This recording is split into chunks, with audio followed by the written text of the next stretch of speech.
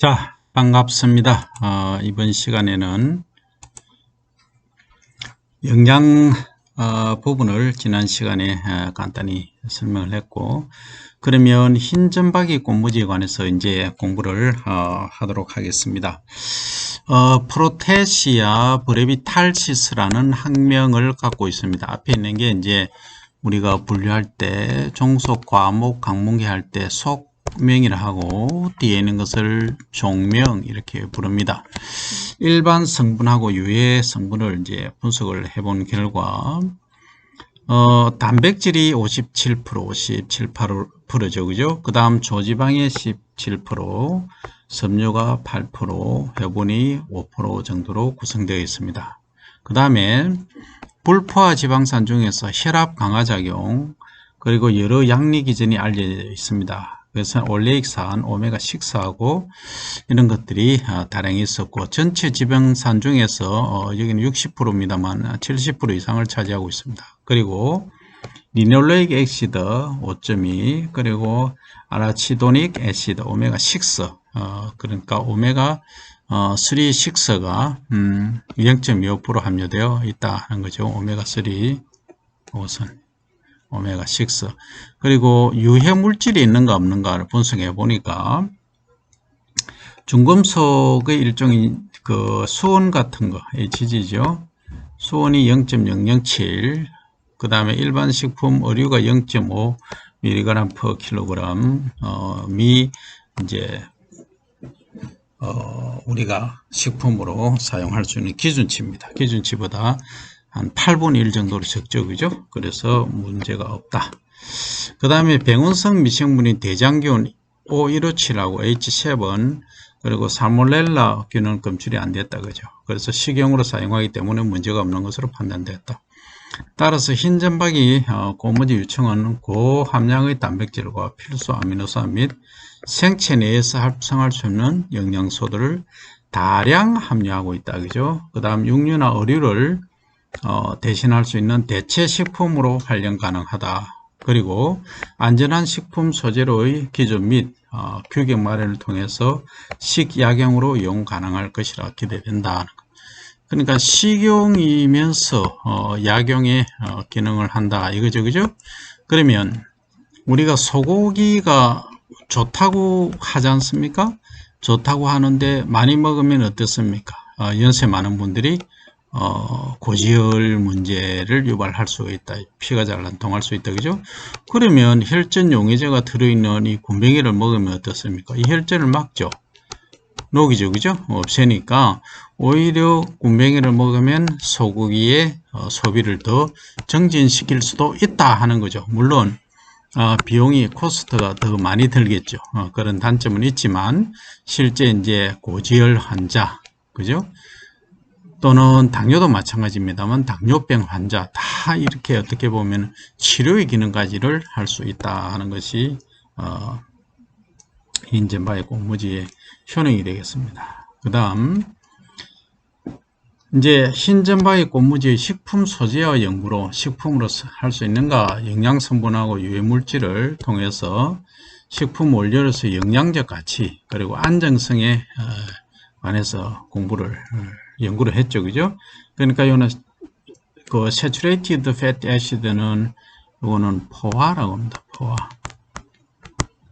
포화 지방산. non-saturated는 불포화 지방산입니다. 불포화 지방산. 영어가 돼서 좀 아쉽습니다만 어쨌든 지난 시간에 설명을 드린 대로 포화지방은 실온에서 소기름처럼 굳어지는 것이고, 불포화 지방은 참기름, 들기름, 오리기름처럼 실온에서 굳어지지 않는 액체 상태로 있는 것을 말한다는 얘기죠. 그러면 여기 보면 지방산 종류 중에서 지방산이 아주 다양하게 있습니다만 불포화 지방은 여기까지죠. 여기까지입니다. 그죠? 주로 팔미틱 액시드라는 애가 조금 있고 나머지는 다 불포화 지방이에요. 그러면 여기 팔미틱, 그죠? 팔미토릭 액시드하고 조금 있고, 그 다음 올레익산이 가장 많죠. 61%로 가장 높습니다. 그죠? 그 다음 리놀레익 액시드, 얘가 한 5% 정도 됩니다. 그러면 요 66%하고 요게 9% 하면은 벌써 75%죠. 75%가 전체의 불포화지방이다 하는 거죠. 아주 이것은 아주 획기적인 얘기를 하고 있습니다. 그래서 여기 보시면 불포화지방이 74%, 포화지방이 22% 정도 된다 하는 거죠. 자, 그 다음 이것은 중금속입니다. 그래서 헤비메탈은 중금속이라는 뜻입니다. 납, 그 다음에 수원, 그 다음에 AS는 비소, 그 다음 카드뮴. 그 비소하고 카드뮴은 ND라고 하는 것은 검출이 안 됐다 소리입니다. 없더라 하는 거죠. 그 다음에 납은 0.7 아까 나왔고 수원은 0.1 밀리그램 per 킬로그램으로 ppm하고 같은 단어라고 했죠. 그죠? 그래서 의류의 수은 함량이 0.1이 기준이니까 그죠? 검출이 되었으니까 일반 허용 기준이 0.5니까 0.5에 5분의 1밖에 없다는 거죠. 그래서 전혀 문제가 안 된다 하는 겁니다. 그 다음에 그 식품 오염 박테리아죠. 이것은 검출이 안 됐다. ND는 non-detected에서 검출이 안 됐다. 이걸 말하는 겁니다. 자, 그러면 비타민은 있느냐 하면 실제 비타민은 거의 없어요. 거의 없고 비타민 B3하고 B5, B3하고 B5가 있습니다. 요게 100g당 밀리그램이죠. 그죠? 그래서 8.81, 4.26. 그러니까 대체적으로 킬로그램 per 밀리그램 단위로 쓰는데 여기서는 100g이니까 이제 여기 자릿수가 이걸로 바꾸면 하나가 더 오겠죠. 42.6, 88.1 밀리그램 per 킬로그램으로 변경이 가능하다는 얘기죠. 그죠? 이거는 분석 방법에 따라서 이렇게 표시를 하기 때문에 그렇다. 이렇게 이해를 하시면 됩니다. 그죠?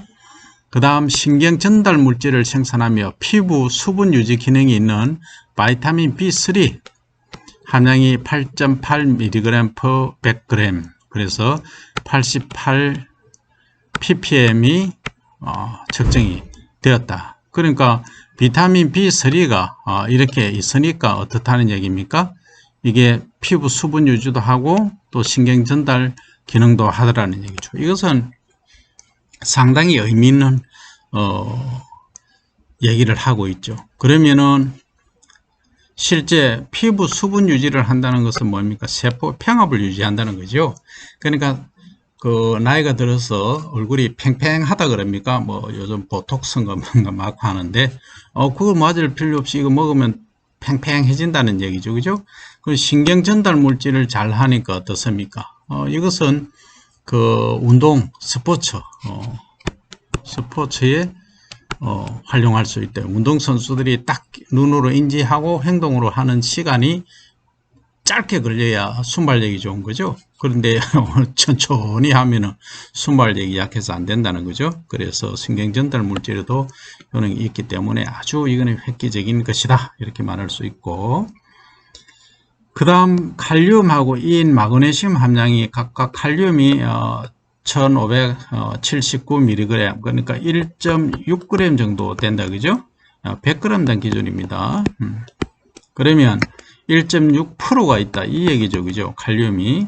그 다음 인이 0.7% 정도 있고, 그 다음에 요게 마그네슘이죠. 마그네슘이 0.37% 정도 있다.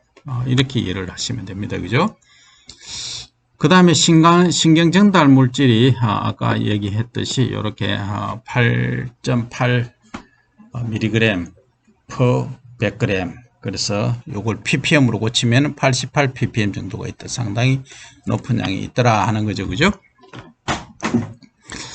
그 다음에 이제 다른 그 식용곤충 이용 현황하고 발전 방안을 보면은 딱정벌레 목이 주로 많이 지금 얘기가 되고 있습니다만 성충하고 유충이 있는데 단백질이 23에서 66%더라. 이게 이제 60% 정도 되면 엄청난 겁니다. 전체 100g 중에서 100g 중에서 66g이 단백질이라면 이건 뭐 엄청난 거죠. 그죠?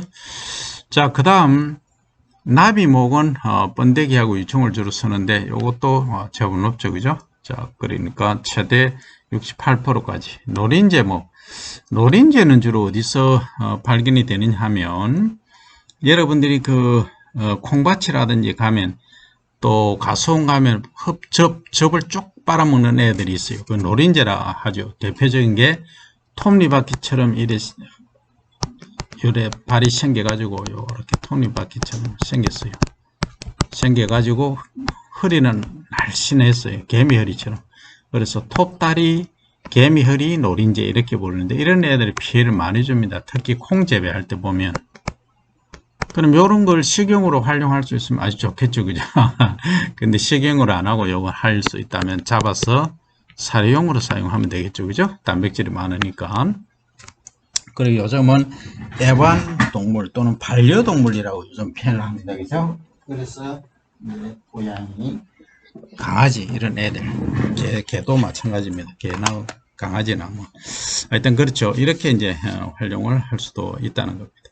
그래서 지금은 과거하고 다르게 상당히 그 시대 흐름 자체가 혼자 사는 시대가 아니다 하는 거죠. 그래서 외로우니까 동물하고 같이 살아간다. 그 다음에 이제 여기 매미목, 매미는 다 아시잖아요, 그죠? 맴 하는 매미목. 그 다음 벌 또 아시죠, 그죠? 벌 하면은 뭡니까? 벌 하면은 말벌 같은 거 해서 술 담아 놓고 뭐 또 하고, 그 다음에 그 가을 되면은 뭐 합니까? 늦가을 되면은 벌꿀 따죠, 그죠?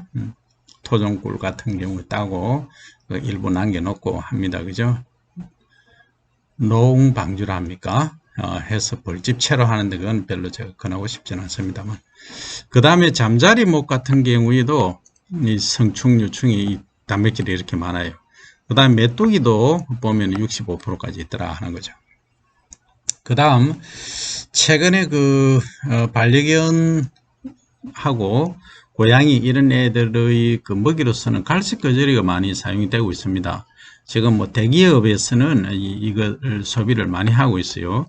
그래서 이거하고 소고기하고 지금 비교를 했습니다. 고액물 함량 비율로 평균치 분석을 했습니다. 수분하고 단백질 지방을 보니까 자 여기서 수분 함량은 갈색거저리가 62%다 소고기는 52%다 단백질이 49%죠. 그럼 수분 함량을 10% 만약에 줄인다고 가정하면은 10% 줄인다고 가정하면은 이게 더 수치가 올라가겠죠, 그죠? 그래서 거의 비슷한 수준이다 단백질이. 지방도 39% 가까이 되겠죠, 그죠? 그리고 에너지 대사로 보면은 칼로리가 2000이고 여기 2800 칼로리 정도 된다. 대사 에너지를 얘기를 합니다, 그죠? 그래서 이 갈색거저리가 상당히 대단한 위력을 갖고 있다. 그래서 많이 지금 활용을 하고 있습니다. 그 다음 갈색거저리 및 소고기 평균 아미노산입니다. 아미노산이라고 하는 것은 단백질의 구성체죠. 아미노산이 모여서 단백질이 되는데 우리가 필수 아미노산이라고 하고 준필수 또는 비필수라고 구분을 합니다. 필수 아미노산은 먼저 이소류신, 그 다음 류신, 라이신, 그 다음 메티오닌, 페닐알라닌, 트레오닌, 트립토판, 발린 이렇게 구분을 합니다. 8개죠, 그죠? 8개의 필수 아미노산이 있습니다. 이 중에서 류신이 한번 보세요. 여기에 킬로그램당 그램이지 않습니까? 그래서 이게 1000분의 1입니다. 그러면 퍼센트로 하면 5.2%가 된다는 거죠. 대단한 양입니다. 그죠? 맞죠? 그러면 이 아미노산 중에서 가장 많은 게 류신이더라. 그 다음에 뭡니까? 이소류신, 류신 계통이 가장 많다. 이렇게 이해를 하시면 되겠습니다. 그죠? 이렇게 여러분들이 이해를 하시고, 그 다음에 트리오닌, 그리고 발린이 두 번째로 많습니다. 29% 정도 되죠. 그죠? 이렇게 이해를 하시고, 그리고 준필수 아미노산을 보면, 티로신이 가장 많더라. 그죠? 36g이니까, 그죠? 킬로그램당 3.6%가 되겠고, 그 다음 아르기닌 2.5. 그 다음에 이제 비필수는 섭취해도 되고 안 해도 사실은 됩니다. 그래서 큰 큰 의미가 없다 하면 또 안 되겠죠. 그죠?